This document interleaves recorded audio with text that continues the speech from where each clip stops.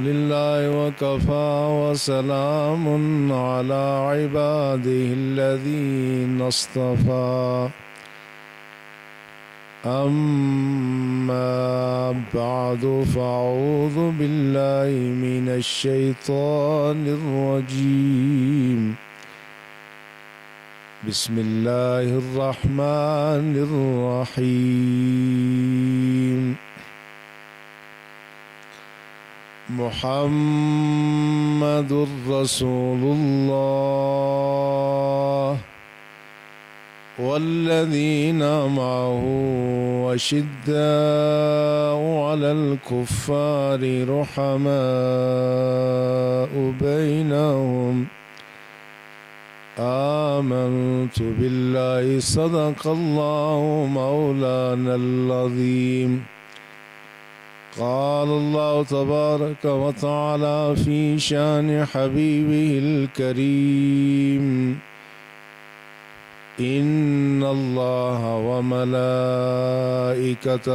يصلون على النبي يا أيها الذين آمنوا صلوا عليه وسلموا تسليما اللهم صل على سيدنا ومولانا محمد وعلى آله وأصحابه أجمعين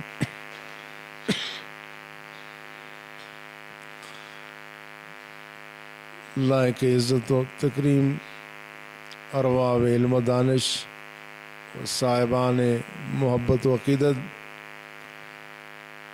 گزشتہ چند جمعۃ المبارک میں ہم نے چونکہ نکاح طلاق کے مسائل اور فضائل پر گفتگو کی، تو اس دوران گزشتہ سے پیوستہ جمعۃ المبارک کا موقع جو حضرت ابوبکر صدیق رضی اللہ تعالی عنہ کا یوم وصال تھا، اس موقع پر ہم آپ کے بارے میں کوئی گفتگو نہ کر سکے،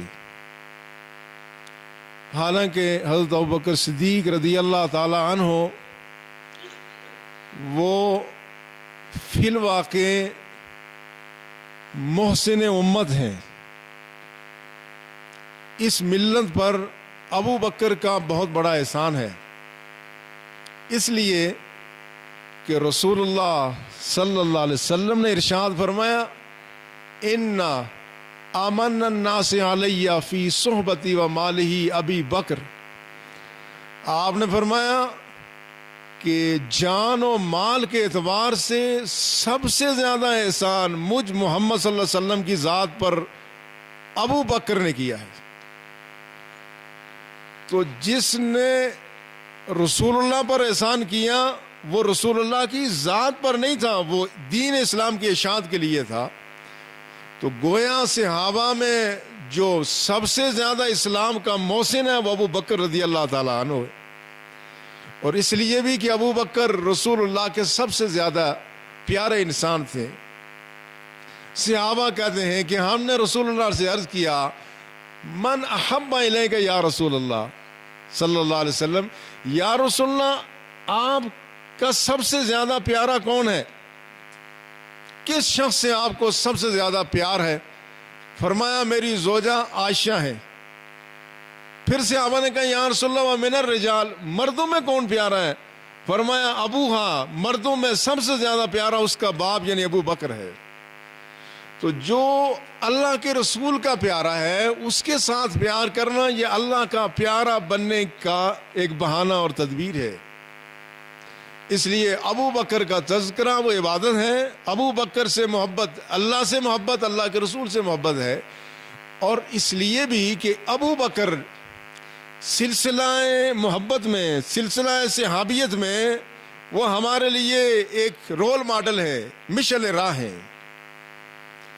اللہ کے رسول کے ساتھ ایمان ہو تو کیسا ہو؟ کسی نے ایمان دیکھنا ہے تو ابو بکر کا ایمان دیکھے۔ اللہ کے رسول کی غلامی کرنی ہو تو کیسی کی جائے؟ جس طرح ابو بکر نے کی ہے۔ تو ابو بکر کی زندگی ایک ہمہ پہلو زندگی ہے جس کے ہر پہلو میں اہل ایمان کے لیے محبت اور عقیدت کی روشن مثالیں موجود ہیں کہ ایمان ہو تو ابو بکر جیسا ایمان ہو کہ اگر کسی نے کوئی بات کہہ دی، ایسی بات جو عام طور پہ انسان کی عقل میں نہیں آتی، ایسی بات جو انسان کی سمجھ میں نہ آئے، تو اس کو ماننے کا اصول یہ ہے کہ آدمی اس کی تحقیق و تفتیش کرتا ہے کہ اچھا میں پوچھتا ہوں کہ کیا یہ بات ایسی ہو بھی سکتی ہے یا نہیں۔ ابو بکر کا ایمان یہ ہے کہ کسی نے اگر رسول اللہ کی نسبت سے کوئی ناممکن بات کہہ دی تو ابو بکر نے کہا اگر یہ اللہ کے رسول نے فرمایا تو یہ بالکل بجا ہے۔ یہی موقع اس وقت مشرکین کو ہاتھ آیا جب رسول اللہ معراج سے واپس تشریف لائے تو آ کے معراج کے واقعہ بیان کیے۔ مشرکین نے کہا اچھا موقع مل گیا ابو بکر کو بہکانے کا۔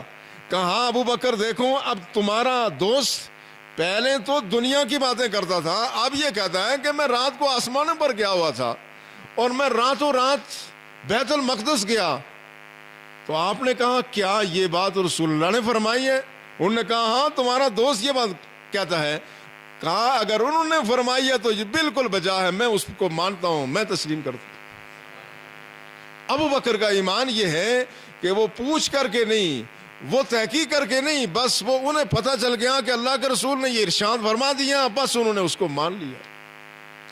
اور اگر ساتھ کسی نے دیکھنا ہو اللہ کے رسول کا ساتھ کیسے ہو، ابو بکر کا ساتھ دیکھ لے۔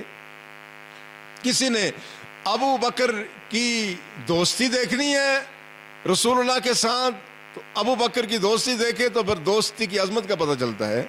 اگر کسی نے رسول اللہ کے ساتھ جان نثاری اور وفا کا عہد نبھانے کا انداز دیکھنا ہے، ابو بکر کو دیکھ لے۔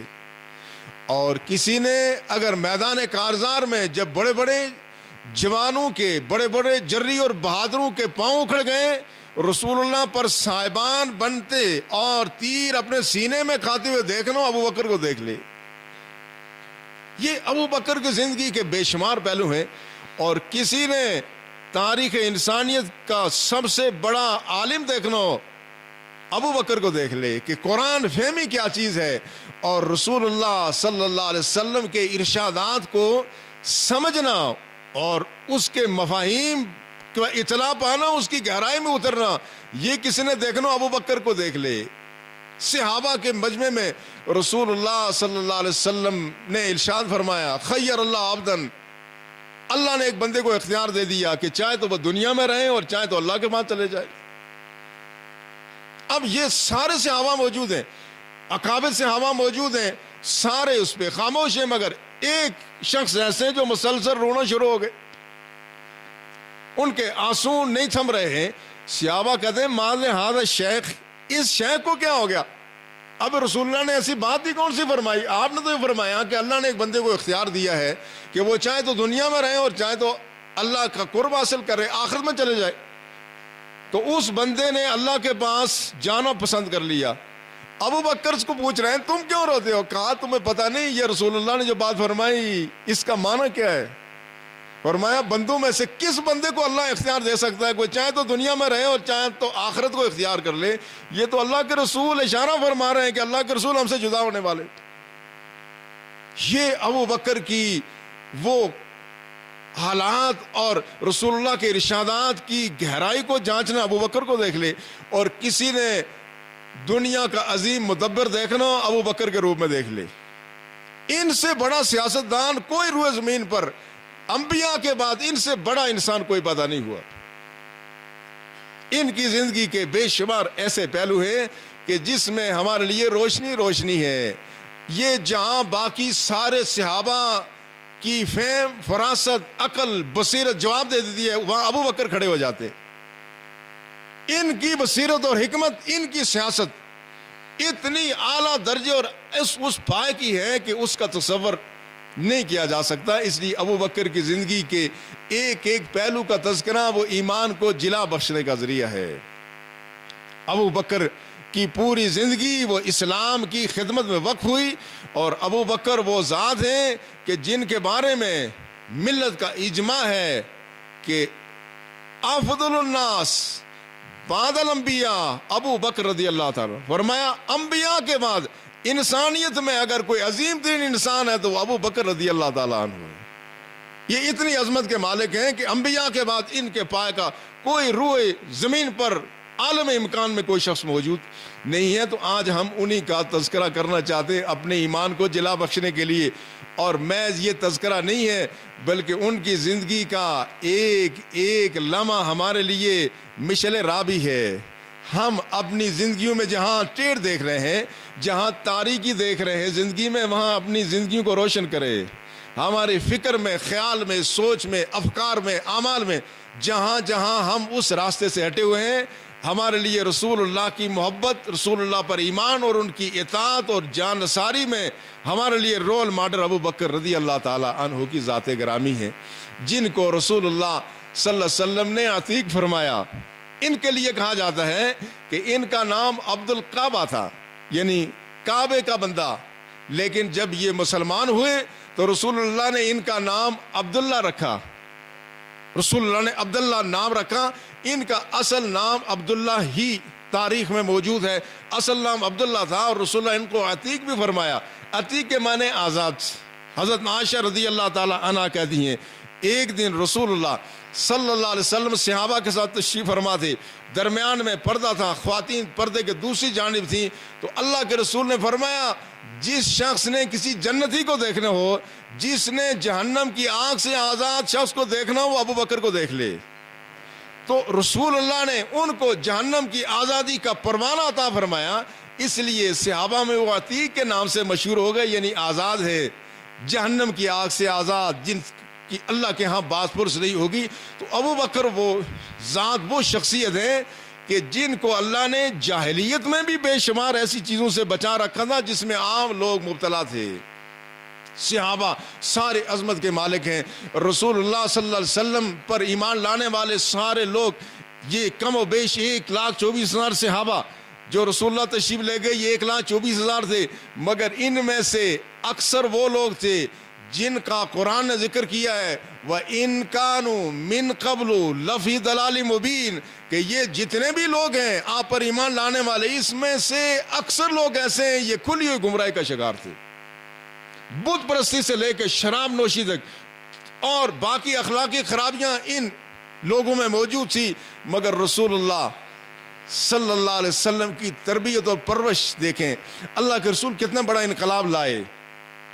जिस पैमाने पर अल्लाह के रसूल की ज़ात को देखा जाए, उन जैसा अजीम इंसान कोई नहीं है। आज किसी एक फर्द को तब्दील करते हुए माह दफ़ा बरसों लग जाते हैं, फिर भी आदमी तब्दील नहीं होता। एक फर्द को तब्दील करने में बड़ा अरसा वक्त दरकार होता है। बाकी बड़ी बड़ी बिल्डिंगें रातों रात वसाइल से, पैसे से मुनहदिम करके नई इमारतें तामीर हो सकती हैं, मगर इंसान के किरदार की तामीर ये कायनात का सबसे मुश्किल अमल है।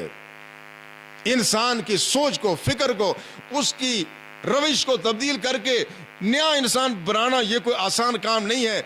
और कुरान कहता है ये सारे के सारे तकरीबन गुमराही थे, मगर रसूलुल्लाह ने मुख्तसर से 23 साल के अरसे में उन पर इतना काम किया, उनको ऐसा तब्दील किया कि कुरान ने फिर ऐलान कर दिया, कुंतुम खैरा उम्मतिन उखरिजत लिन्नास, रुए ज़मीन पर तुम सबसे बेहतरीन उम्मत हो। पहले गुमराही में आखिरी दर्जे पर थे, अब हिदायत में आखिरी दर्जे पर हो। और अल्लाह के रसूल ने सारे सहाबा के लिए फरमाया, अस्हाबी कन नजूम बिअय्यिहिम इक़्तदैतुम इह्तदैतुम, फरमाया मेरे सारे सहाबा ये आसमान रुश्त व हिदायत के चमकते रोशन सितारे हैं, तुम इनमें जिसके पीछे जाओगे तुम हिदायत पा जाओगे। ये तो बाकी सबकी कैफियत ऐसी, मगर उसमें कुछ लोग ऐसे थे जिनको अफ़ज़लुल बशर बादल अंबिया कहा गया है। उनमें वो नबी नहीं थे, मगर नबूवत की सी मासूमियत के साए उन पर मौजूद थे। अल्लाह ने उनको ऐसा महफूज किया हुआ था जिस तरह अपने नबियों को अल्लाह महफूज करता है। नबी बचपन में भी हर किस्म की गुनाह और हर किस्म की आलूदगी से, अखलाकी अयूब से, हर किस्म के अयूब से नबी बचपन में भी पाक होता है। तो अबू बकर वो हैं जो बचपन में, जवानी में भी बहुत सारी ऐसी बुराइयों से हमेशा दूर रहे जिसमें सारे अरब उसका शिकार थे। بت پرستی ابو بکر نے کبھی نہیں کی، اور ابو بکر نے جاہلیت کے زمانے میں بھی کبھی شراب نہیں پی۔ جاہلیت کے زمانے میں جہاں شراب ایسی تھی جس طرح ہمارے یہاں چائے پی جاتی ہے، بالکل اس طرح سے، چائے کی طرح سے، پانی کی طرح سے، مشروب کے طور پہ شراب عرب پیتے تھے۔ اس لیے تو جب رسول اللہ نے شراب کی حرمت کا حکم سنایا تو جب انہوں نے اپنے گھروں سے مشکیزوں سے جب شراب گرائی تو مدینے کی گلیوں میں شراب نالیوں سے باہر آ گئی، اس قدر شراب انہوں نے گھر میں رکھی ہوئی تھی۔ یہ ان کے گٹی میں رچا بسا تھا یہ شراب کا معاملہ، مگر ابو بکر وہ ذات ہیں جنہوں نے جاہلیت میں بھی کبھی شراب نہیں پی۔ ابن عساکر یہ مشہور محدث اور یہ مورخ ہیں، انہوں نے یہ کہا ہے کہ ایک دفعہ صحابہ نے پوچھا ابو بکر سے، ابو بکر یہ بتاؤ کہ یہ تم نے جاہلیت میں بھی شراب کیوں نہیں پی؟ انہوں نے کہا میں نے اپنی عزت، ناموس اور حرمت کو بچانے کے لیے شراب نہیں پی۔ یعنی جو آدمی شراب پیتا ہے اس کی کوئی عزت نہیں رہتی، اس کی کوئی تعظیم و توقیر نہیں رہتی، اس لیے میں نے شراب نہیں پی۔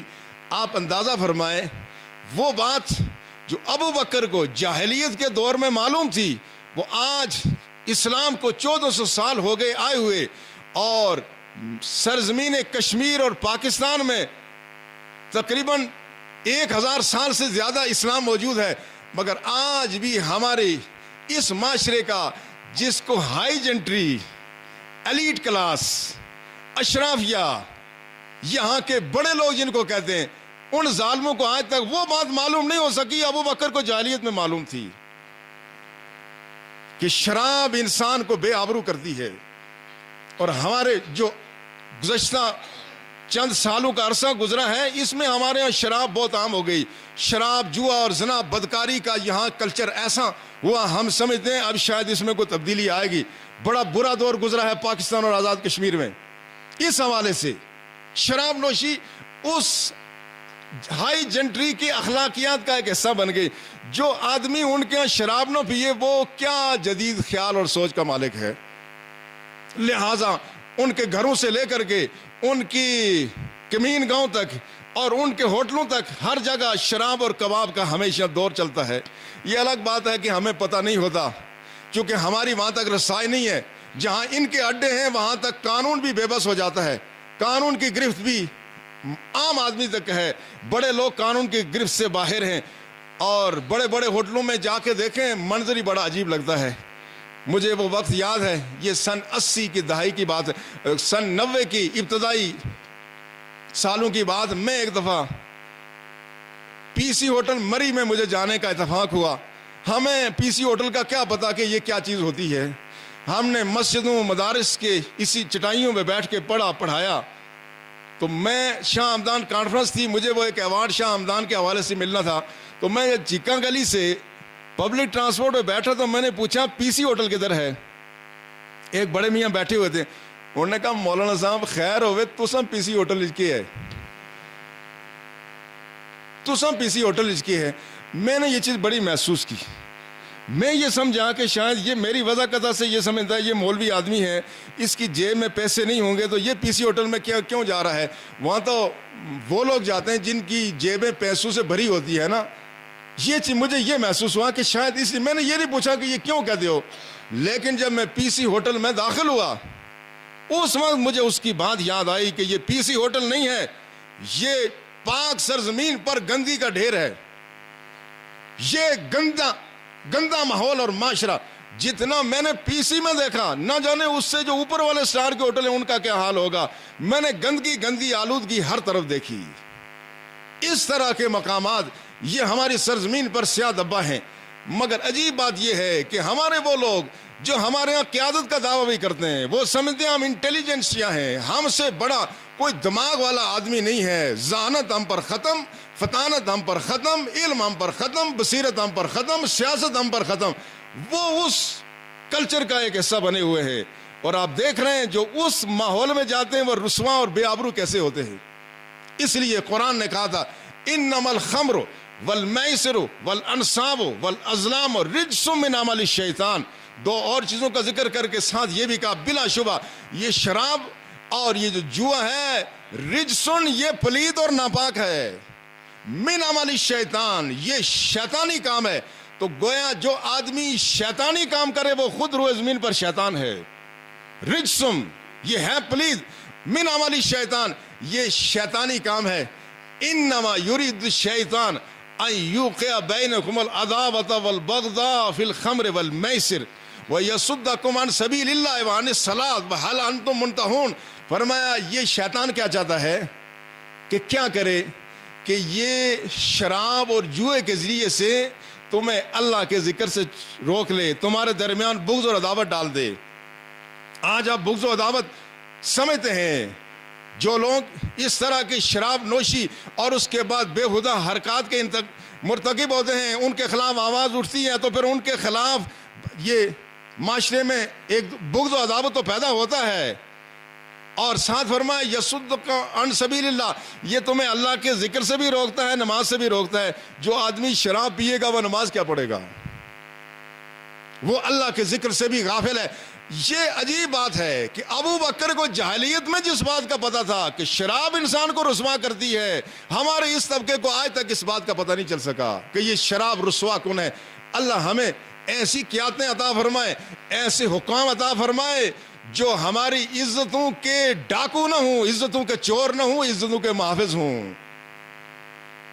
لیکن میں عرض یہ کر رہا تھا، ابو بکر صدیق کے حوالے سے ہم بات کر رہے تھے کہ ابو بکر صدیق رضی اللہ تعالی عنہ وہ ذات ہیں کہ جنہوں نے اس زمانے میں بھی شراب کو کبھی منہ نہیں لگائی. اور جب رسول اللہ صلی اللہ علیہ وسلم پر ایمان لائے، اس کے بعد رسول اللہ صلی اللہ علیہ وسلم کے ساتھ سائے کی طرح سے رہنے لگے. کسی موقع پر بھی اللہ کے رسول نے جب ان کو یاد کیا، وہ اللہ کے رسول کے حکم کا انتظار نہیں کرتے تھے، اشارہ ابرو کو جان لیتے تھے کہ اللہ کے رسول چاہتے کیا ہے. باقی تو اللہ کے رسول حکم فرماتے تھے تو باقی لوگ حکم کی اطاعت کرتے تھے، وہ اللہ کے رسول کے اشاروں کی اطاعت کرتے تھے. اللہ کے رسول نے جب کوئی اشارہ کیا، ابو بکر کو انہوں نے ہمیشہ حاضر پایا. یہ ان کے اسوہ حسنہ کی ایک بڑی روشن مثال ہے. اس لیے بہت سارے غیر مسلم مفکر بھی یہ کہتے ہیں کہ ابو بکر وہ ذات ہیں. ولیم میور نے اپنی مشہور کتاب ہے کیلیفٹ کے نام سے اس نے کتاب لکھی ہے خلافت پر.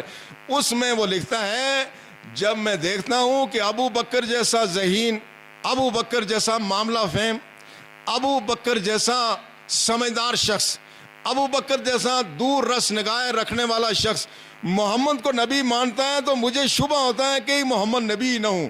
وہ بے ایمان رسول اللہ کو نبی نہیں مانتا. ولیم میور کی یہ کتاب بڑی زہریلی ہے، لیکن دیکھیں پر آخر کیا عظیم عظمت ہے ابو بکر کی کہ لوگ کہتے ہیں اسلام کے دشمن، رسول اللہ کے دشمن کہتے ہیں کہ ابو بکر جس کو مانتا ہے اس کو نہ ماننے کا کوئی جواز باقی نہیں رہتا. یہ اتنی عظمت کا انسان ہے. اس لیے رسول اللہ صلی اللہ علیہ وسلم نے فرمایا ابو بکر تم اور عمر تم جس بات پر اتفاق کر لو میں اس کے خلاف کبھی بات نہیں کروں گا. اتنا اللہ کے رسول نے ایک طرف صاحب وحی ہیں اور دوسری طرف وہ صاحب وحی لوگ نہیں ہیں، وہ آپ کے شاگرد ہیں، وہ آپ کے صحابہ ہیں جن کی تربیت آپ نے کی. مگر آپ نے فرمایا اگر تم دو کوئی ایک بات کر لو، اس پہ اتفاق کر لو تو میں تم سے اتفاق کر لوں گا. اس عظمت کے مالک ابو بکر رضی اللہ تعالی عنہ ہوئے. مگر ابو بکر کی ساری عظمت کا راز کیا تھا؟ ابو بکر کی عظمت کا راز ولیم میور یہ بات لکھتا ہے کہ ان کی ساری عظمت کا راز کیا تھا؟ his faith in Prophet محمد صلی اللہ علیہ وسلم. ان کا جو رسول اللہ پر غیر متزلزل ایمان تھا، یہی ان کی عظمت کا راز تھا.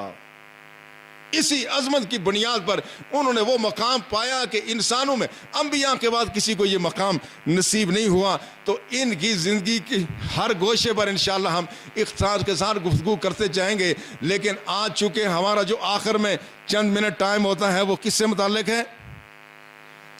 مسائل طہارت سے متعلق ہے.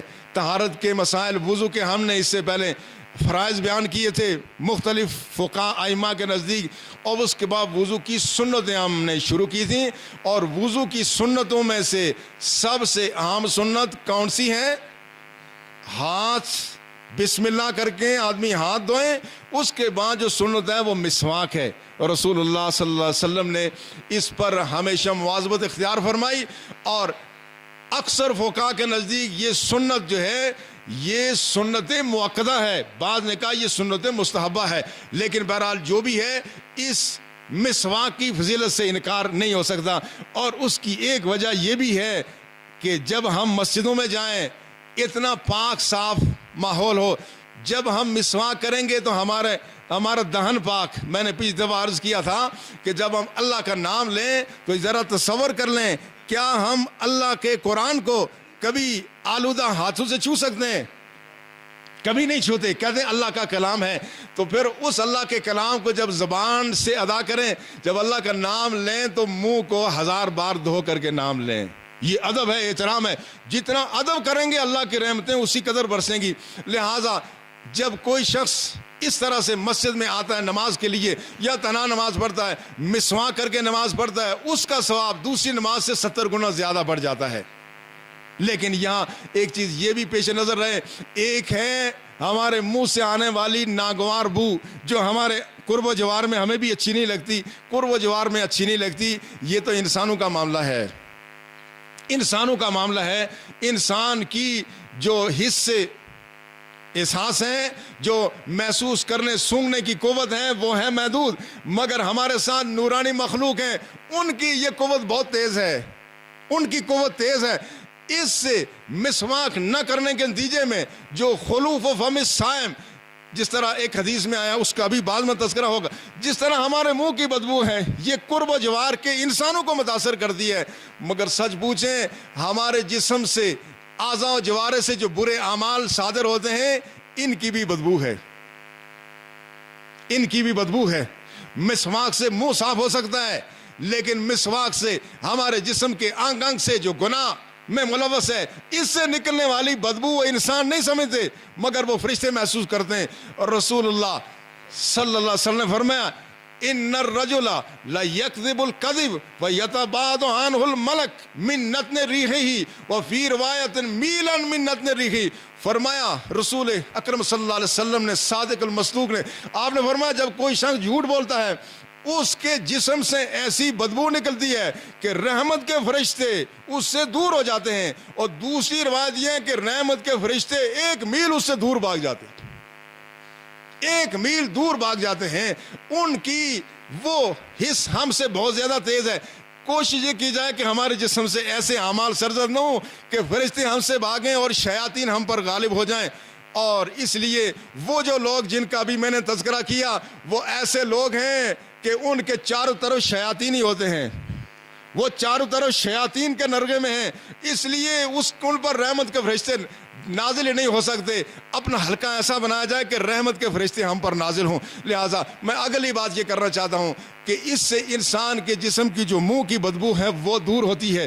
مگر آگے ایک مسئلہ شاید رمضان شریف میں لوگ پوچھتے ہیں کہ رمضان کی حالت میں مسواک کرنے کا کیا حکم ہے۔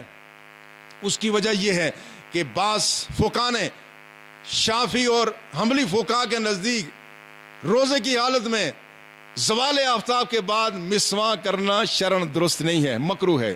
وہ کہتے ہیں کیوں؟ اس لیے کہ رسول اللہ نے فرمایا خلوف فم الصائم اطیب عند اللہ من ریح المسک، کہ روزے دار کی منہ کی بدبو اللہ کے ہاں مجھ سے زیادہ پیاری ہے۔ اب وہ کہتے ہیں کہ یہ جو سلسلہ شروع ہوتا ہے ہلکی سی سمیل جس کو کہتے ہیں، وہ چونکہ معدہ خالی ہونے کے بعد ظہر کے وقت سے شروع ہوتی ہے، لہٰذا آدمی کو مسواک نہیں کرنا چاہیے، ایسا کرنا مکروہ ہے۔ لیکن حنفی فقہاء کے نزدیک، مالکی فقہاء کے نزدیک ہر وقت مسواک کرنا یہ شرعاً درست ہے اور یہ مستحب عمل ہے۔ بلکہ حدیث میں آتا ہے رسول اللہ صلی اللہ علیہ وسلم من خیر خصال الصائم السواک، رسول اللہ نے فرمایا روزے دار کی خصلتوں میں جو سب سے اچھی خصلت ہے وہ اس کا مسواک کرنا ہے۔ یہ حدیث یہ حنفی فقہاء کی تائید میں ہے۔